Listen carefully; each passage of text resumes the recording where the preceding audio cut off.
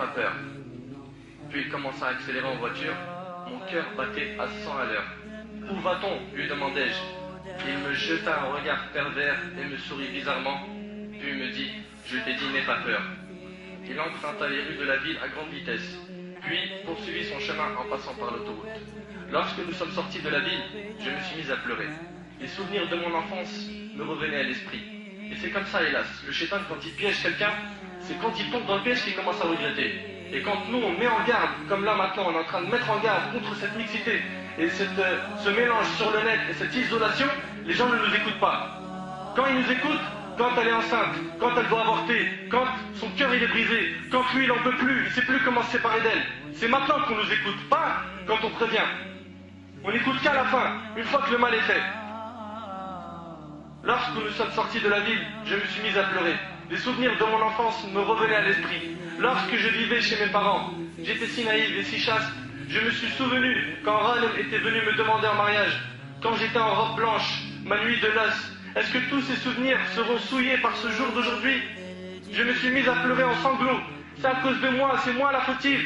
Je criais, mais lui souriait. Nous arrivâmes dans une forêt bien loin de la ville, où 3 jeunes hommes baraqués, au visage affreux m'attendaient. C'est à peine que la voiture s'arrêta, qu'ils ouvrirent la porte, me tirèrent pour me jeter par terre et m'insultèrent de tous les noms. Moi qui n'entendais que des belles paroles de Ghanem, ils se sont mis à me frapper très fort. Je regardais Monsieur M en pleurant. Je criais pendant qu'il me déchirait mon gilbert. Qui, wallah, il n'a jamais goûté à de tels supplices. C'est ça ton amour? C'est ça ton amour, lui demandai-je. Il me souriait en disant, doucement les gars, doucement avec cette belle femme. Puis, ils entendaient ces phrases et ils continuaient à me taper avec haine. Plus ils les entendaient, plus ils me tapaient avec haine de toute leur force. Ma vie s'assombrit devant mes yeux, c'est moi la fautive. Non, c'est Laïla la fautive. Non, c'est à cause du net. Non, c'est à cause du chat. Non, c'est à cause de cet homme. Mais en vérité, c'est pas à cause de tout ça, c'est de ta faute.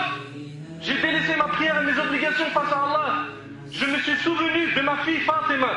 Si seulement tu savais, ma chérie, que ta mère est à cette heure-ci entre les canines de ces renards. Je me suis souvenu d'elle quand elle me tirait de l'ordinateur et me disait, maman, pourquoi tu ne restes plus avec moi comme avant?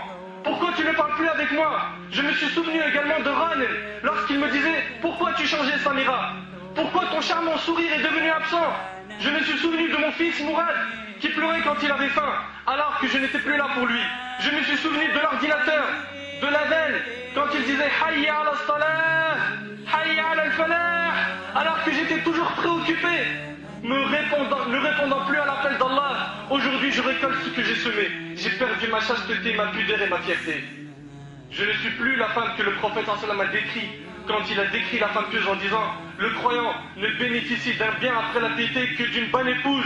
S'il lui ordonne quelque chose, elle lui obéit. S'il la regarde, il sent le plaisir. Il sent le plaisir.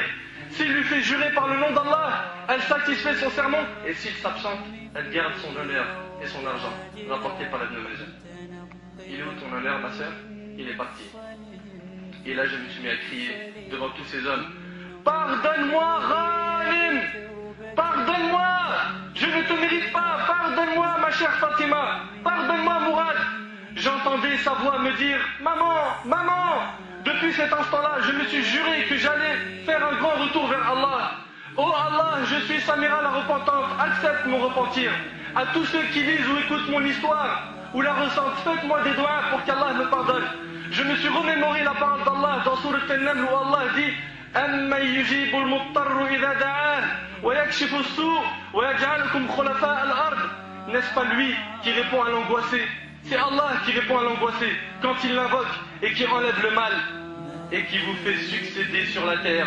J'ai commencé à hurler de toutes mes forces. Oh toi qui réponds à l'angoissé quand il l'invoque! Oh toi qui réponds à l'angoissé quand il l'invoque! Il voyait mes larmes, mais n'avait aucune pitié de moi. Il se moquait de moi. Leur insulte était comme des flèches qui atterrissaient dans mon cœur. Un d'eux me disait, c'est maintenant que tu dis oh Allah? Pourquoi ne l'as-tu pas dit depuis longtemps? Chacun d'eux fit de moi ce qu'il avait envie. Tous, ils ont commis le haram avec moi, puis nous prîmes la voiture. J'essayais de récolter les quelques bouts qui restaient de mon gilbert qu'ils avaient déchiré. Monsieur M se trouvait à côté de moi. Il ne cessait de rire en me disant, c'est bon, arrête de pleurer maintenant. Je lui dis, espèce de traître. Il me gifla si fort que mes lèvres ont saigné. Mes joues étaient enflées. ces joues sur lesquelles ma fille Fatima ne cessait de m'embrasser. Mes larmes continuaient à couler. Il m'accompagna à l'endroit où nous nous sommes rencontrés, puis s'en alla. J'ai ramassé mon gilbert en récoltant le plus de morceaux possible et rentré chez mes parents.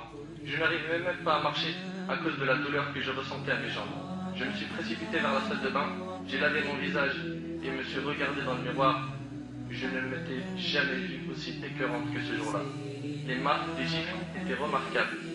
J'ai lavé mon visage de nouveau, puis je me suis dirigé vers mon ancienne chambre qui détenait plein de beaux souvenirs. Des souvenirs de mon enfance, lorsque j'étais sage, pudique et innocent. J'ai fermé la porte et j'ai pleuré. Pleuré, jusqu'au point où j'allais perdre la vue. Ma fille Fatima frappait à la porte et disait « Maman, ouvre-moi la porte s'il te plaît. Ouvre-moi la porte s'il te plaît. » Puis ma mère à son tour « Ouvre la porte. » J'ouvris la porte, elle me vit dans cet état, me prit dans ses bras et me dit « Samira, qu'est-ce qui t'est arrivé? Qu'est-ce que tu as ma chérie ?» Je répondis « J'ai eu un mal de tête terrible quand j'étais au marché. Je n'ai pu le supporter, je suis donc tombé sur mon visage. » Ma mère a compris par ma voix que je mentais. Ma mère me laissa et s'en alla. J'ai fermé la porte lorsque soudain j'entendis l'adhan. C'était très beau. C'est Allah qui m'appelle. Va-t-il me pardonner? Va-t-il me pardonner? Pendant 3 jours, je ne prenais plaisir à rien. Je faisais semblant de manger avec mes parents et mes enfants, alors que je ne mangeais rien. J'ai grave perdu du poids à cause de mon moral, de mon manque d'appétit, de mon manque de sommeil. Ranen fut de retour 3 jours après, mon mari. Il me vit très pâle, avec un visage attristé, accablé. Je n'arrivais pas à le regarder dans les yeux. « Samira, qu'est-ce que tu as ma chérie ?» me demanda-t-il. Rien, juste un peu fatigué. Il me prit par la main, et là les mauvais souvenirs avec Monsieur M se retraçaient devant mes yeux. Je ne pus retenir mes larmes qui ont coulé de suite. D'un coup, je me suis retrouvé par terre, évanoui. 2 jours après, je me suis réveillé et je me suis retrouvé à l'hôpital, dans un service de réanimation. Les médecins ont dit à Ranen que je souffrais d'une dépression nerveuse. Je me suis mise à pleurer en disant « Je ne mérite pas Ranen. Ranen est plus fidèle que moi. Il faut que je demande le divorce. » À l'heure des visites, Ranen arriva, me prit par la main avec douceur, mes larmes coulaient encore. Il me demanda « Samira, ma chérie, raconte-moi ce qui s'est passé. Ressens-tu des douleurs quelque part ?» Les regards de Ranen me poignardaient. Mes lèvres tremblaient comme si elles voulaient dire quelque chose. Puis enfin, je lui dis « Ranen, il faut qu'on divorce !» Ces paroles étaient pour moi impossibles à dire, mais je les ai quand même dites, car je savais que j'avais souillé ma pudeur par cet amour trompeur. Je l'ai supplié à plusieurs reprises. « Ranen, s'il te plaît, répudie-moi, je ne te mérite pas. » Il me disait « Samira, tu es folle, retourne vers Allah, reviens à Allah, lis le Coran, éloigne-toi de ces fréquentations, demande à Allah qui te pardonne. » Je pleurais encore, car il ne savait pas dans quoi j'étais tombé. Je suis sorti de l'hôpital en direction de chez mes parents. Ranem était très doux encore avec moi. Ma santé commençait un peu à s'améliorer. Jusqu'à maintenant, je lui demandais de me répudier. Le péché me brûle encore. J'ai trahi mon mari. J'ai trahi le pacte d'Allah qu'il y avait entre nous. Ranem me laisse à me reposer un peu chez mes parents. Et jusqu'à maintenant, je ne sais pas quoi faire. Je suis rentré dans ma chambre. Je me suis assise sur mon bureau pour vous écrire. Mes chers frères et sœurs, ces quelques paroles, je vous les écris pour vous dire qu'il n'y a pas d'amour à travers un écran, un téléphone ou une rencontre. Mais le vrai amour, c'est l'amour qu'Allah et son messager alayhi salatu wassalam nous ont autorisé. Réveillez-vous, oh vous qui cherchez une femme sur le net. Réveillez-vous, oh vous qui passez votre temps sur les chats, sur Facebook. Et en plus de ça, les sœurs qui vont sur Facebook pour attirer l'homme de leur vie, elles mettent des photos de shaitan. Craignez Allah, mes sœurs, enlevez ces photos. Si tu dois rentrer sur Facebook pour voir des pages ou des choses religieuses, mais pas de photos, mais pas ta photo, crains Allah et enlève-la. Ça va t'attirer que des problèmes, tu vas rencontrer un renard comme celui-là. On te prévient aujourd'hui, demain on ne pourra plus te prévenir. Quand tu tomberas dans le panneau, on ne peut plus te récupérer. Mon frère, toi qui chattes avec une fille, crains Allah. T'aimerais qu'on fasse ça avec ta sœur? T'aimerais qu'on le fasse à ta cousine? Avec ta fille? Mais c'est des dettes que tu vas payer tôt ou tard. Le prophète alayhi salam nous l'a pas dit. Kama t'a dit tout d'elle, comme tu feras, on te fera. Fais du mal aux gens, tu feras la même chose. C'est des dettes, tu les rembourseras tôt ou tard. Tu les rembourseras. Enlevez ces photos.